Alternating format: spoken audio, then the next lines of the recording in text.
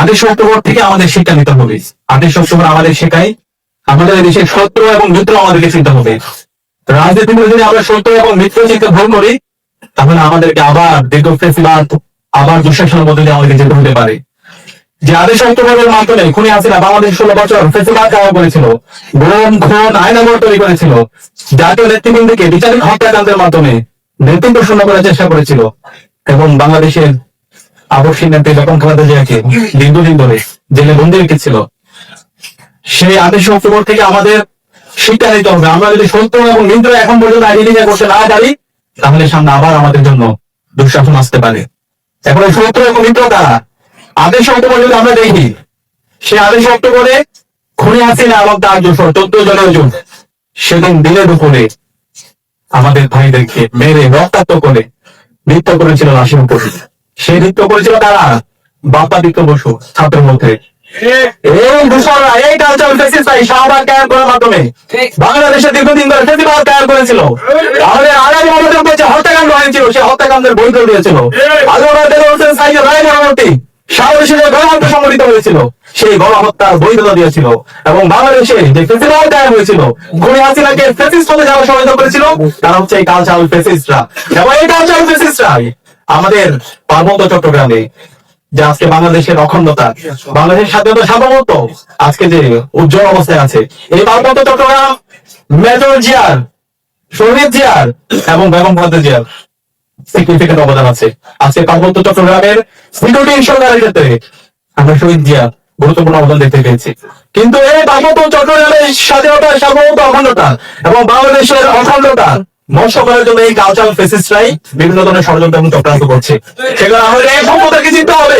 জুলাই বিপ্লবের পরে আজকে এদেশের মানুষ আজাদী পেয়েছে, এদেশের বাংলাদেশপন্থী মানুষ আজাদী পেয়েছে। এই বাংলাদেশপন্থী মানুষদের মধ্যে বিভাজন তৈরি করার জন্য এই কালচারাল ফেসিস্ট শক্তি আবার নতুন ভাবে ষড়যন্ত্র এবং চক্রান্ত করছে।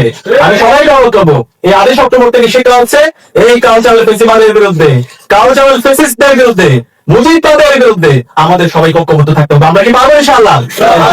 এবং একই সাথে আমি অনুরোধ করবো, আমাদের আজকে জুলাই বিপ্লবের পরে 1 বছর হয়ে গেছে, অন্তর্বর্তীকালীন সরকারকে শহীদের রক্তের উপর বসানো হয়েছে। যে ডাক্তার সাহায্যে আকাঙ্ক্ষা নিয়ে আমরা বসেছি, যেভাবে বিপ্লবকে ধারণ করার দরকার ছিল, আমরা তার ব্যর্থ দেখতে পাচ্ছি।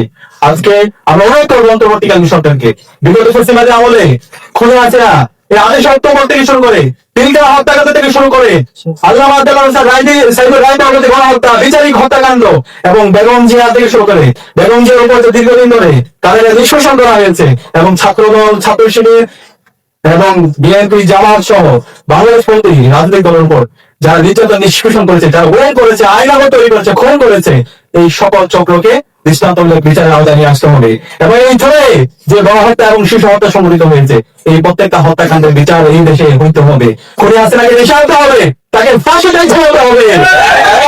অন্তর্বর্তীকালীন সরকারকে বলতে চাই এবং আন্তর্জাতিক অপরাধ ট্রাইব্যুনালকে বলতে চাই, আপনারা সাহস নিয়ে বিচার করেন, ছাত্র জনতা আপনাদের সাথে আছে। এদেশের রাজনীতি করার কোনো অধিকার নাই। খুনি হাসিনার নিষিদ্ধ আওয়ামী লীগ, নিষিদ্ধ ছাত্রলীগ, নিষিদ্ধ যুবলীগ এবং তার দোষরদের বাংলাদেশের রাজনীতি করার কোনো অধিকার নাই। এরা অসন্ত্রাসী নয়, এরা রাজতন্ত্র কায়েম করার মাধ্যমে বাংলাদেশের আমাদের স্বাধীনতার সার্বভৌমত্বকে, অখণ্ডতাকে তার নষ্ট করার চেষ্টা করেছিল।